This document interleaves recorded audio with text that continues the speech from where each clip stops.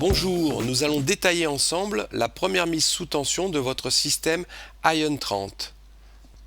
C'est une phase importante qui permet de programmer le ou les claviers de commande et de configurer le système en fonction de son utilisation. On va laisser travailler le système tranquillement jusqu'à l'affichage du prochain écran. Lorsque cet affichage apparaît, il faut appuyer en même temps sur la touche A et V pendant 5 secondes pour adresser le clavier et que celui-ci soit reconnu par la centrale. C'est fait, la centrale nous propose les premières options à sélectionner. À l'aide du pavé de navigation, je vais sélectionner le langage et le pays.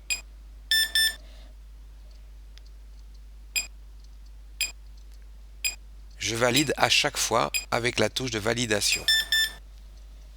Le choix entre le mode partition et partiel est important parce qu'il va déterminer de quelle façon va fonctionner le système. Le mode partition permet d'utiliser le système comme 4 systèmes d'alarme indépendants. Cette solution s'applique plutôt aux installations tertiaires. Le mode partiel a plutôt un usage résidentiel, une mise en service totale qui est la protection de l'ensemble de la maison et une ou plusieurs mises en service partielles pour protéger des parties de celle-ci. J'appuie sur B pour sélectionner le mode partiel. On va maintenant choisir le type de câblage de la centrale. Plusieurs possibilités s'offrent à nous. La première, c'est un câblage avec des résistances. Ces résistances, fournies avec la centrale, nous permettront de connecter jusqu'à 10 détecteurs. Reportez-vous à la notice d'installation de l'Ion 30 pour avoir le détail du câblage. Il est possible de sélectionner d'autres valeurs de résistance. Ceci peut être utilisé dans le cas où je dois récupérer un câblage ou des détecteurs existants. L'option NF 4 fils pour normalement fermé est la plus utilisée. Elle permet de câbler les détecteurs en 4 fils, une boucle d'alarme, une boucle d'autoprotection et de ne pas utiliser de résistance. Mais attention, dans ce cas-là, la centrale Ion 30 ne pourra recevoir que 5 détecteurs.